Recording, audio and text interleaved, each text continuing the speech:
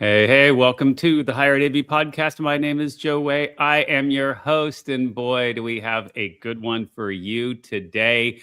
Yeah, I'm really excited about this one because we have one of my good friends on, and in a very different aspect. Obviously, you all know Mr. Tim Albright, president of AVNation, uh, but he wrote a book, and he wrote a book on failure. Does this make you the industry's biggest failure, Tim? I was already the industry's biggest I mean, failure. I mean, because this isn't a tech book. No, This is not a how to do AV 1, 2, 3. This isn't no. Tim's little takeaways from running a media company for a billion years. Mm-mm. So as we kind of dive into this, this is actually, I'm going to have you introduce yourself in a minute, but Yeah. I'm not done talking. What we're going to see, here's the thing, everyone, you know that if you've been listening to the show, I kind of started a series on kind of overcoming failure a little bit ago. I didn't tell everyone that this was a 6-part series. I didn't tell everyone it was actually all going to be 6 episodes in a row. I just said there's going to be 6 episodes. And this would technically be the 3rd one. And it falls perfectly because I think a lot of times in our careers, especially when you see some of us who we would kind of call the influencers of the industry, a lot of people see us in a certain position of, well, then everything else has always had to have gone right for them to be there, but I'm not there, right? And we know that's not the case. And so that's why I kind of started that series and picking it up here with your book. But so as we jump into it, first, tell people who you are, what you do, and why the book? Why? So my name is Tim Albright. As Joe said, I am the president of AVNation. I joke that I am the chief bottle washer, even though I've got a really great team behind me. But yeah, I run AVNation now for 15 years. And why the book? It's something that I have played around with for at least 10 years. And I've said that I kind of wrote in the book that I've messed around for 10 years. I started in earnest writing the book the year that I turned 50. And it was one of those moments when it's like, if I'm going to do this, I had better do it now. Right. So it was like, okay, dude, get serious, sit down. And I started by writing 100 words a day. And it took me 2.5 years to load it up on Amazon and press publish. And okay, so now I was going to ask you your thing. See, I used to do when I was doing my PhD, and this is kind of really great full circle because you interviewed me after my book came out, and reached out, and now we're here flipping the script. There's something before we get into kind of the details of it. Let's talk about the process, because I know that a lot of people always say, "I would love to write a book. I would love to do something," and people don't get to it. And I still remember the feeling of like hitting the send button, or just getting that last, like thinking, okay, I'm done editing. There's only so much you can do, and you go, okay, I'm just got to be happy with it. Yep. Like, what does that do for you, just like personally, to know I've done this thing that a lot of people talk about and don't ever do? I would say that I have been playing around with writing a book for 30 plus years. And I wrote about this a little bit in some of my LinkedIn posts earlier this year. As it got closer, as I handed it off, I hired an editor to, quite frankly, to take a look at it from somebody who didn't know me, right? Because my wife read it, some friends of mine read it, early drafts, and I wanted somebody else to take a look at it. And when I sent that off, I faced something about myself that I had struggled with darn near my entire life, certainly my professional career. And that was, I'm really great at starting things. I am. Have you ever done the work strengths, right? The Working Genius is the name of the book. I'm really great at starting things and big ideas and getting people together and let's go do that. I have struggled most of my career with getting things over the finish line. And it was really oddly emotional because I was like, holy crap, I have done this thing that I have promised myself and others in my life that I was eventually going to do. And good God, I actually did it. See, I mean, you overcame the failure of not having a book done. There you 100%. go. Yeah. You got it. And and I think one of the things too is as we get to this point of the career of our careers, and I was kind of taken aback because when I've seen you be very active the last couple of years, especially on LinkedIn, kind of giving more thought leadership as opposed to, I'll call it industry leadership. Yep. I don't know what I don't know what the right way to say that is.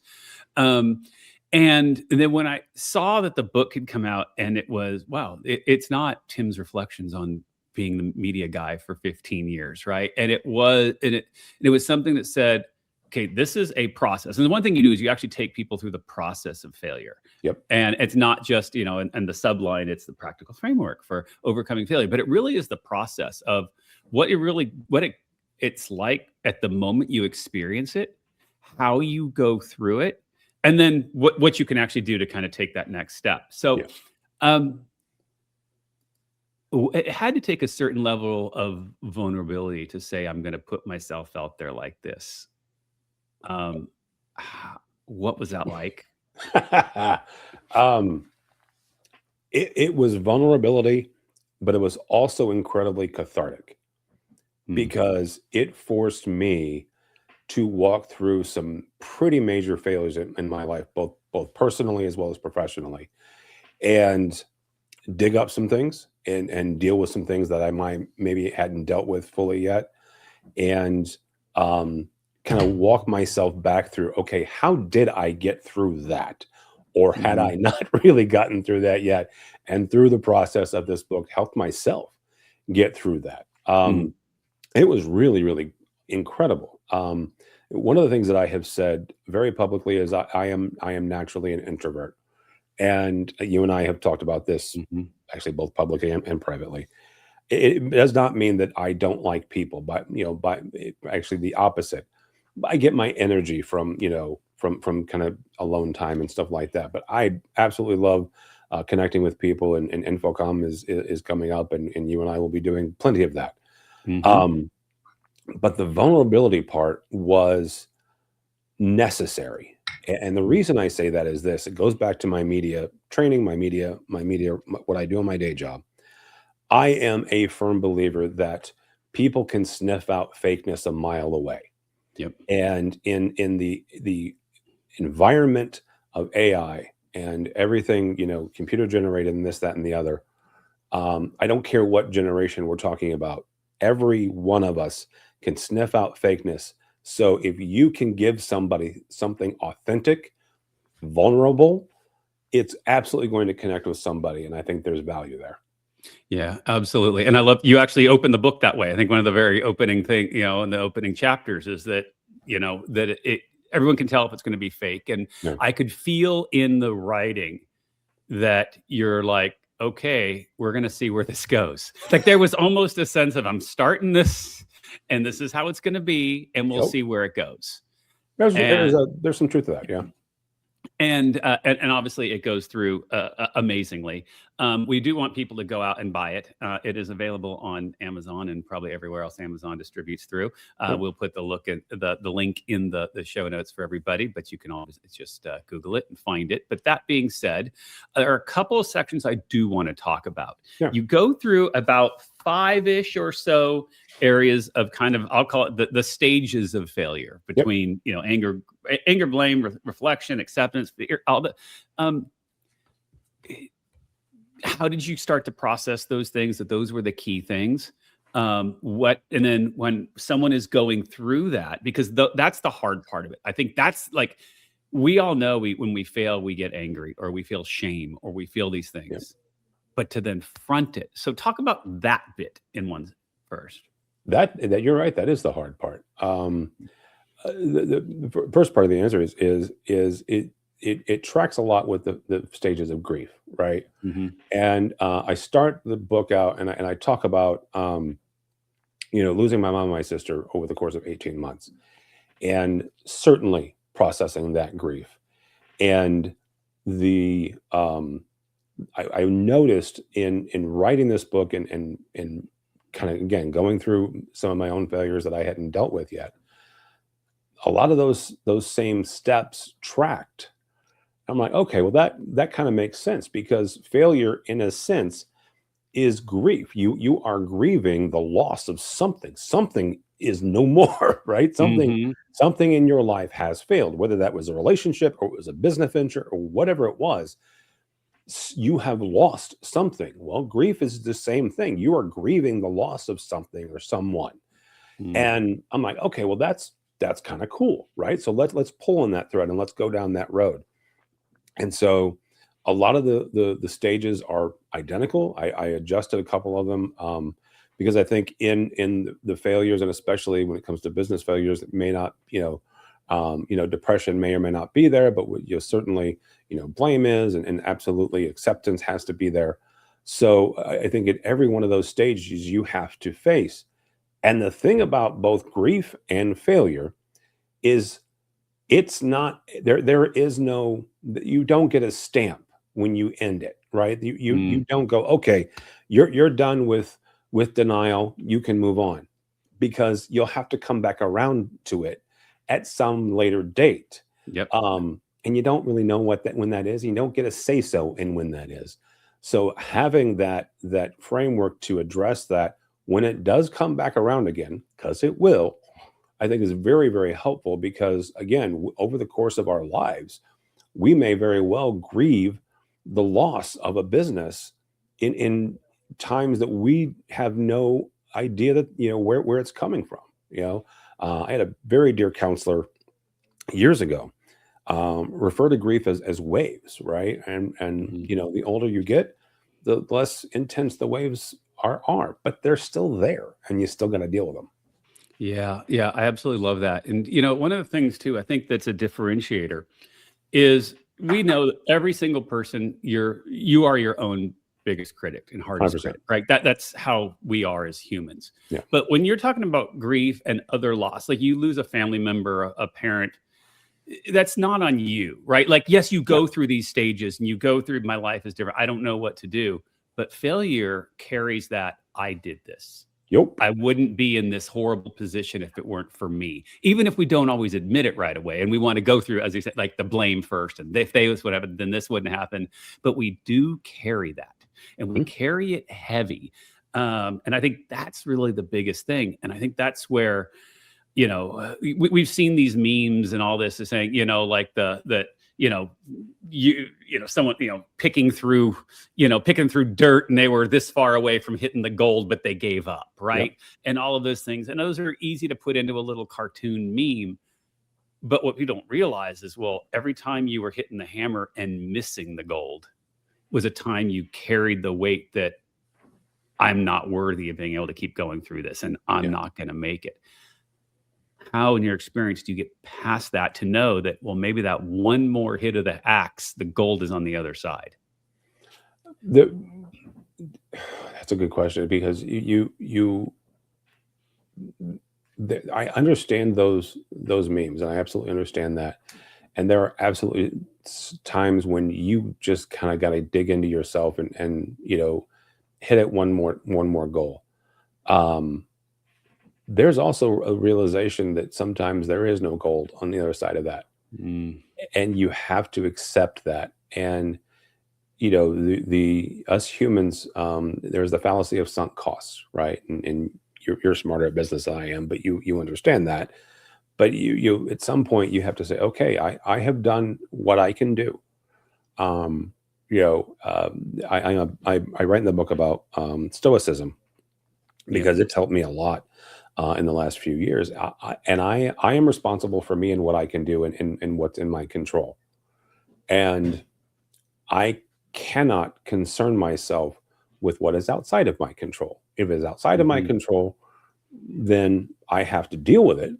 But I don't necessarily have to worry about it. when it comes to, making sure that you're giving it your all, if you've given your all, then you've given your all. And Mhm. yeah, you're going to feel let down, and you're going to feel like a failure. You're going to feel like you have failed, and you may have failed to miss that specific mark.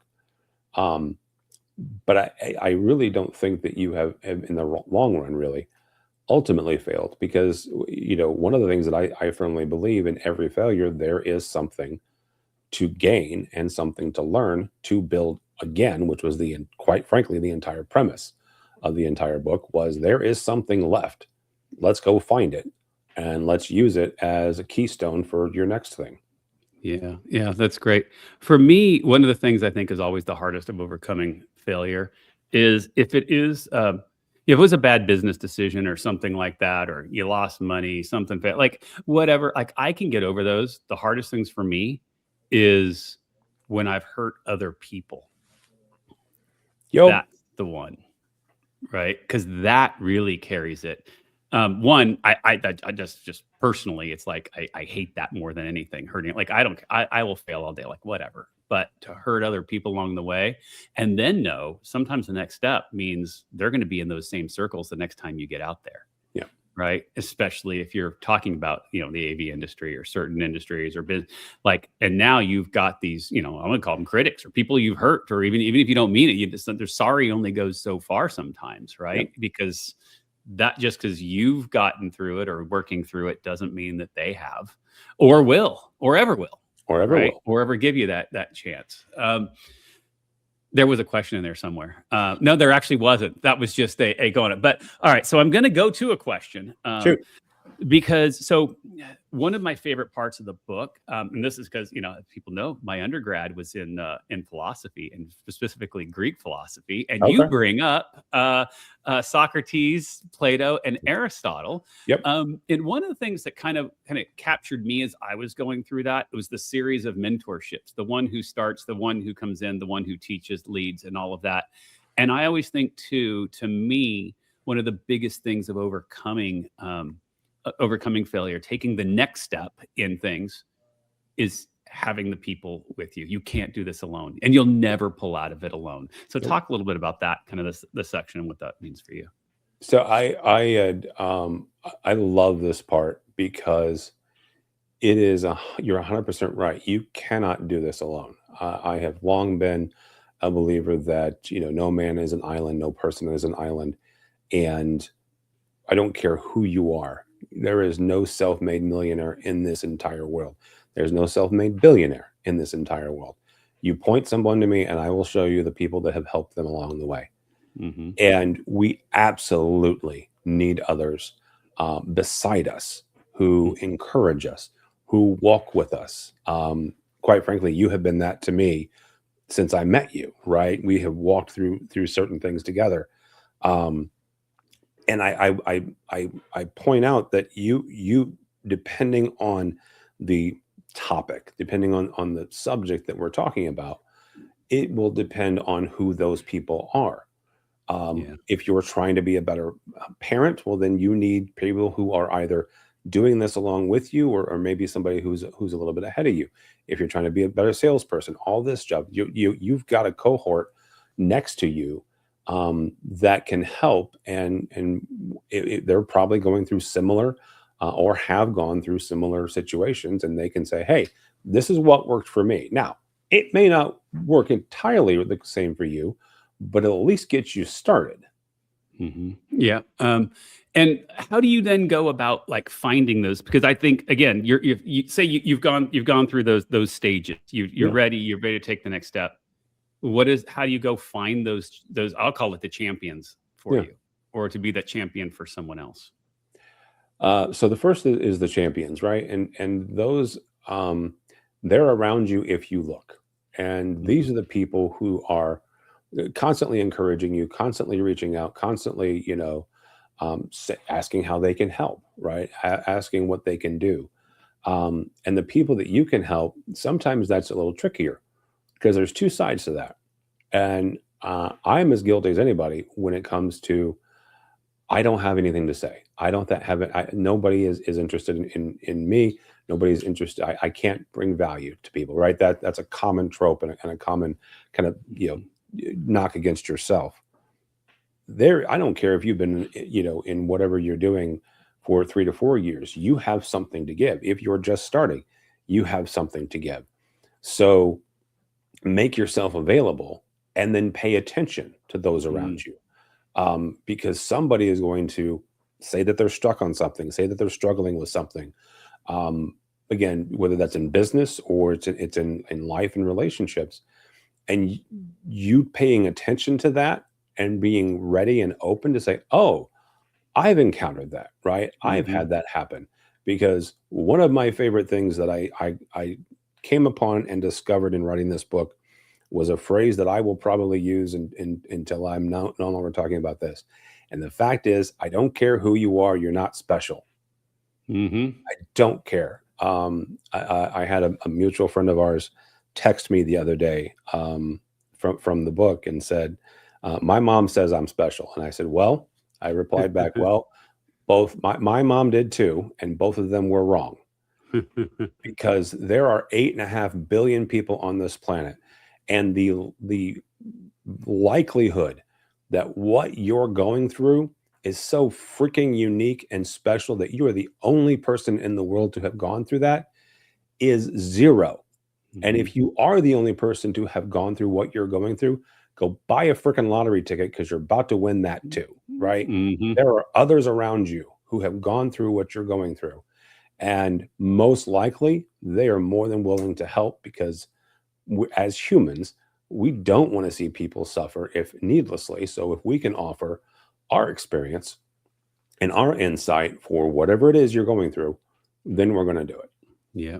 And I think being able to connect into those communities too, and be this is kind of a weird thing. I think I'm going to make a point on it. Like, if I think, you go back 20, I don't know if I'm going to make a point, to be honest. And We'll see. I'm sure the audience is really wondering that too.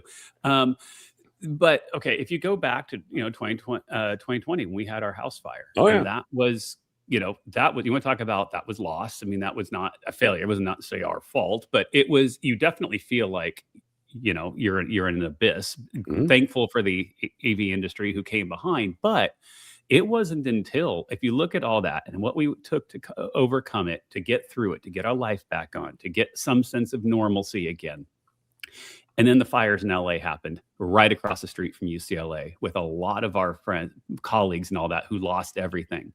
All of a sudden, I'm finding myself leading groups there to help people and guide them. And here's how you're going to get through it, and be there for the emergency response teams for the entire university. It's like, whoa, that sense of loss, that sense of, failure actually had a bigger purpose. Like, I wasn't special, right? You feel like you're the only one. You feel special in the moment it's going through, because of the shame and that kind of pulling yourself into it. But then you realize, well, wait a minute, maybe this tragedy could help others. And then you also go back and realize, wow, there were people who actually helped me through that. But you don't always realize it. I mean, you do, but you don't. But now it's like, wow, that same pain, that same whatever could be there, right? And you could get that if it's in business. I know there are business groups that can get together. If your church groups or your whatever, if you're going through loss, all of these things, there are people that have done it and all want to help. Because to me, that weird phrase I'm about to say, but that was the justification for us going through our house fire, that I could use the experience to help other people through it.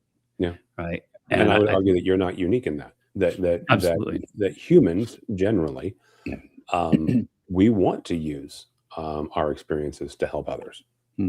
Absolutely. So when someone finishes the book, what do you hope they get out of it? I honestly hope that they get out of it a realization that everything is not lost, that they really still have some bits and pieces left. Again, sitting in the ashes of their own failure, that there is something left, and there's an aha moment of, oh, this is what I can use to build again. This is what I can use to build my next thing. And I'm a firm believer that there's more than likely more than one piece, more than one brick left that they can leverage to build again. Yeah, absolutely. Is this going to be the first of a series? Is there more? I mean, like you can't just end on overcoming this. Like that would be a There's a failure. couple more. There's a couple more. Um, I am there's one that I've been playing with, and it actually came from an interview that I did. I was being interviewed by our friends at Crestron, and I talk in the book about my daily rituals, right? My habits. Mhm. I call it my morning routine, and I use the reference Tim OS, the operating system of Tim. And I started outlining that about 6 months ago. And so I think my next one is going to be about how you build it for you, how you build your own operating system, quite frankly, to get to your next level, to get to the next iteration of you. Yeah, yeah, absolutely love that. I absolutely love that. Knowing though that this isn't a tech book, Mm, but that being said, I would guess to start until this takes off and becomes the bestseller, the New York Times bestseller. Most of your audience are going to be people from the industry and those yeah. and that circle. So, what are some practical things that maybe the people the AV tech who just happens to Yeah. pick it up because they know Tim Albright and they think, okay, I'm going to read it, and they've seen all of us posting on LinkedIn about it. So, what are some things for them? The first thing is to do what I call a failure audit, right? Where you go through and you're like, okay, what was my expectations? What actually failed here? And then what's left? What did I learn? Right? What can I take away from this? And then what can I use to build my next thing? That's number one. Number two is I am a big believer in your daily routine, whatever that is. I don't know who said it, so I can't give attribution, but our habits, our behaviors is what builds us, right? What Hmm. you do on a daily basis is what you're going to look like in 6 months or a year. Um, it's not the other way around. You don't get to say, oh, I'm going to be this. I'm going to be healthier. I'm going to be, a better salesperson or whatever that is. It's what you do daily that Yep. determines who you are. And quite frankly, that's both for positive and for negative. Um, Yep. and so you need to figure out what it is you want to look like in a year, and then you reverse engineer that. Okay, this is what I want to look like in a year. How do I get there? What are the Yeah. habits? What are the daily things that I can do to make that a reality? And then start doing those. Yeah, yeah, absolutely. And I love that idea of doing the audit because also it's your checks and balances throughout before Mhm. you hit the rock bottom, right? Before the major crash, maybe that can help you adjust from it to Yeah. avoid some of these failures and incorrect path, especially I think, in business and that those are extremely important, or even just, if you are a tech and you're working for an institution or a company, I mean, don't be surprised at your performance review that you've been going down the wrong path for a while. Doing that internal audit and being honest about it, right? Yes. And saying, okay, where am I? Where do I want to go? What are the things and challenges that I'm facing? And then and keep that journal of it, right? And start seeing, is there a pattern? How am I addressing this stuff? And Yes. if I'm writing down the same challenges over and over and over again, well, maybe that could be a sign that there's something that I need to think about, or I'm hearing things. And actually, this is a good question. How do you also turn off the noise or turn on the noise to not live in your own vacuum bubble to know? Because a lot of times the signs are out there, but we turn off to them, right? We Yep. don't want to see them. How do you get through that? Well, number one is be open to them, right? And to make yourself available and make yourself listen to others. And there's a fine line here, right? You might have people in your life that are inherently negative, and all you hear from them is negativity, and that's something you would have to deal with. But if you do see a pattern of, what, you have a boss telling you this, you have somebody else telling you this, you have somebody else telling you this, well, then maybe pay attention to that. Hmm.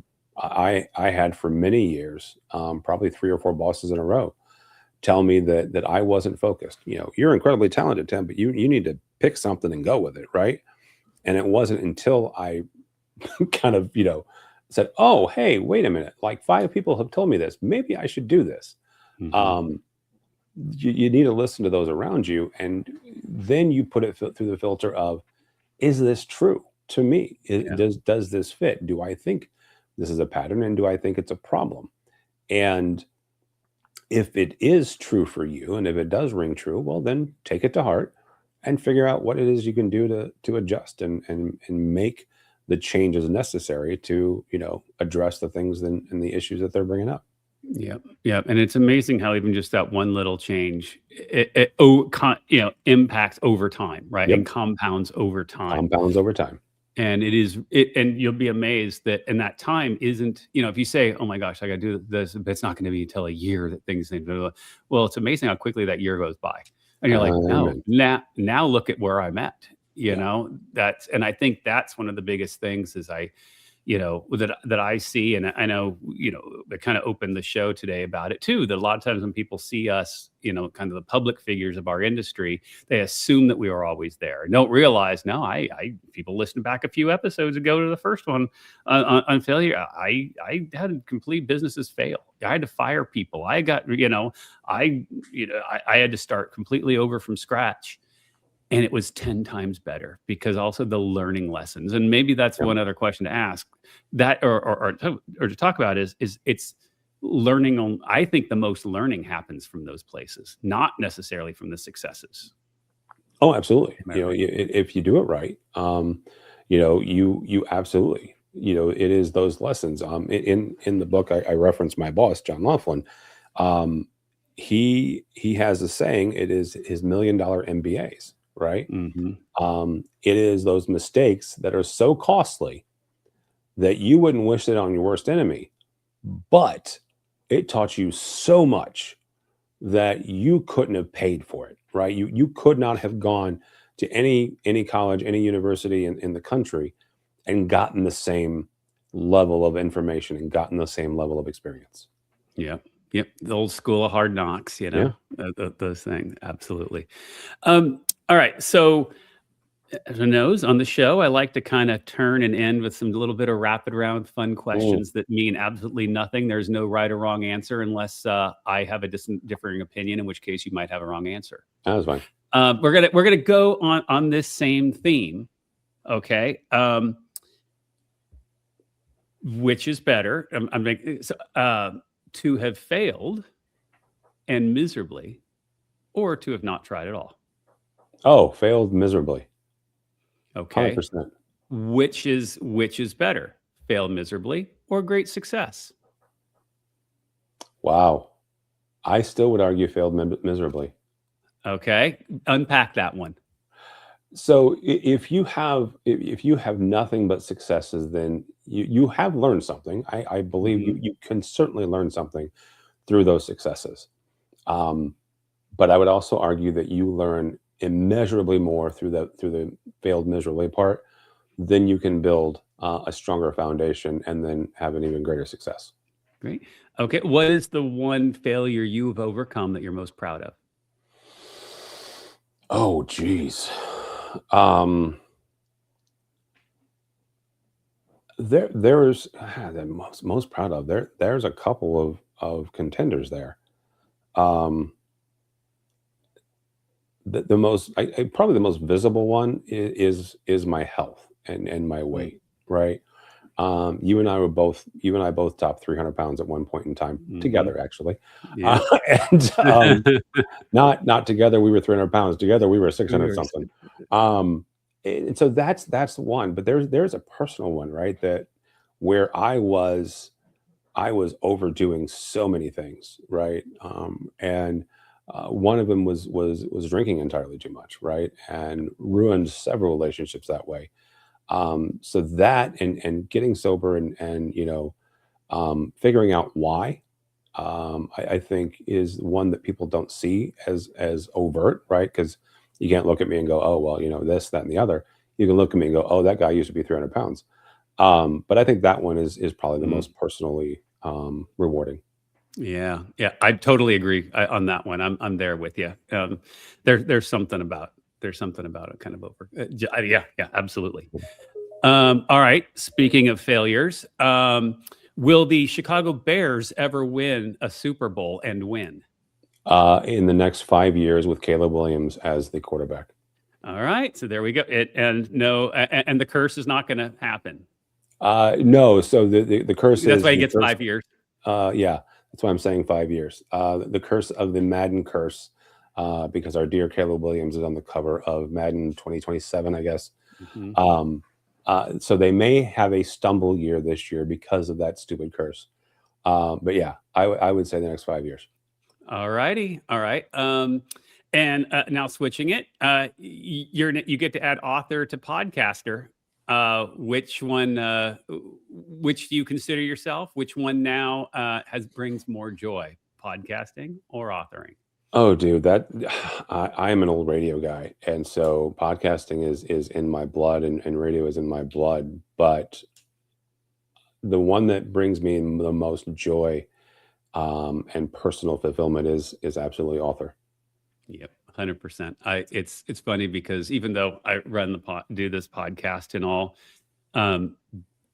when I got so busy, especially like transition from like USC, UCLA, having the show, even missing episodes here, I got way away from writing. And how many different, kind of publications I was writing for and just doing a ton or personal stuff. And when I actually just sat down, and I remember it was like a Christmas break 2 years ago. I think I said, okay, I'm going to get back into it. And I just sat down. I wrote one thing for every like publication that I'd done something. I think including, here, Tim, would you like a little article here on something or whatever? And it was like, it brought me so much peace. There's something about the written word that's, nothing taking away from the podcasting and the media and all that. I love it. There's something about it, and it's so much harder. Like, I don't think people putting words on paper is so much harder than sitting here and just blabbering on for 45 minutes. Yeah. I mean, the most fun and the easiest part of my week is when I record AV Week, because I get to ask really smart people really dumb questions, and they continue to answer me. But it's not. I mean, it's fun, and it's not as taxing as sitting down and writing. Absolutely. Yep. All right. Another one. If for some reason AVNation just failed tomorrow and it was gone, what would Tim do the next day? Tim would be a keynote speaker. Yes. And you are. Would you like to promo some keynotes you have coming up? I do. So I am going to be in Dallas with our friends at Almo for the E4 event on the 15th of September. And I will be in Boston, actually also the 15th of October. Yeah, I'm not sure how we worked that out. But yeah, so I'm doing the keynote for Almo E4 events in Dallas and in Boston. It's a good thing that airplanes go at 500 miles an hour. Amen, brother. You will get that limo airport. Have you tried those? Like coming out of John Wayne now, we're getting a lot of those private jet services that can take you in the area. And they're actually not very expensive. That much. No, they're actually not much. They're only like $300 like one direction. But you yes. I know. It's kind of anyway. I have now. We'll talk about this offline because I want to know where they go. And they actually do like just the regionals, and they go to the random, anyway, I know, totally off topic. Okay. The very last thing. So I allow everyone to, speaking of a failure I had, as remember a long time ago, I started another show that was kind of 1 minute of inspiration. Just give me a minute is what I called the show. And it went nowhere. It was a failure. You know why? Because I tried doing it daily and I just couldn't keep up with it. No. To come up with something, a minute of wisdom and thought for it now couldn't happen. But I have moved that over to this show. So I allow every guest at the end of the show gets 1 minute. Pretend, and this will be very interesting. Let's pretend you had your own podcast. Okay. No. Well, now it's got to be about your book. If you had a podcast that was centered around your book, you get 1 minute to talk about anything you want, any inspiration, any takeaways, final thoughts, all of that. You can take it any direction you would want to if you had your own little show. And you get 1 minute and your time starts now.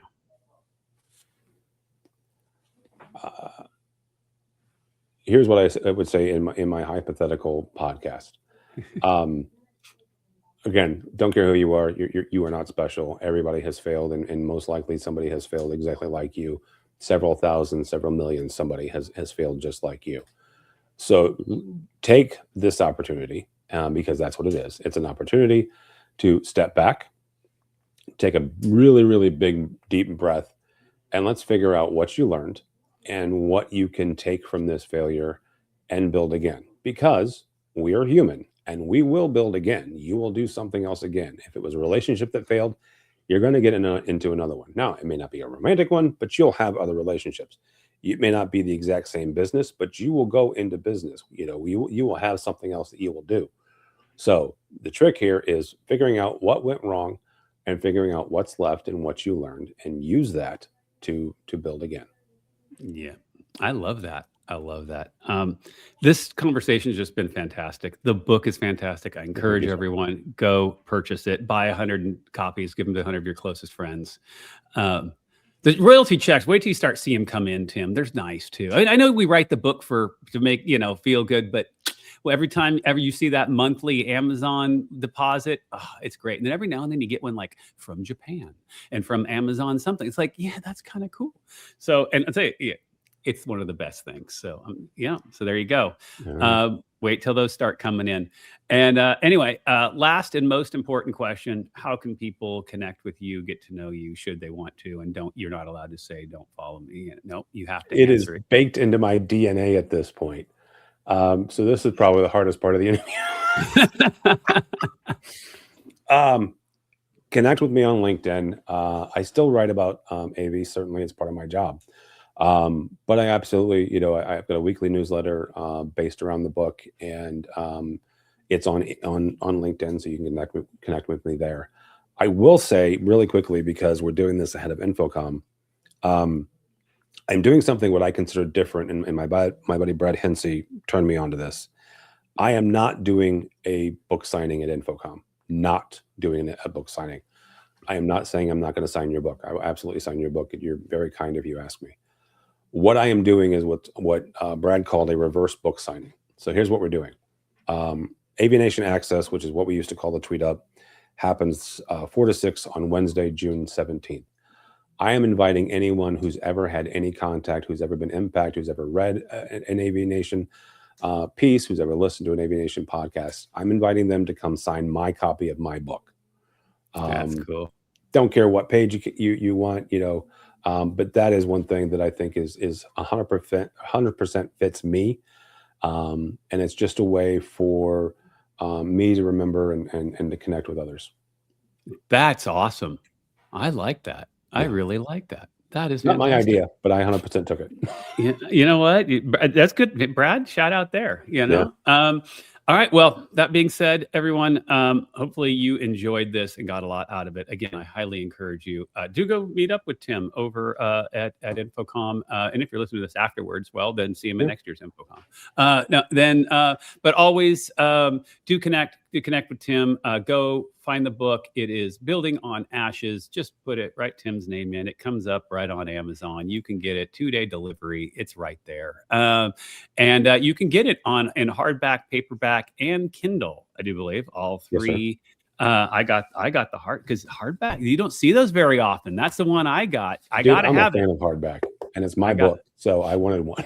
Yep. I see. Mine doesn't even come in that. So there you go. I was, I loved it. I had to get to do it. But that being said, everyone, hopefully you enjoyed this episode. As always, none of the opinions expressed here are necessarily those of any respected institutions, companies, sponsors, or really anyone who wants to sue us. If you wanted to sue us and you got offended for some reason, really this had nothing to do with you. It was completely fictional and absolutely made up. Okay, so there we go. And if you didn't enjoy these opinions, there may be better ones next time. We'll see y'all.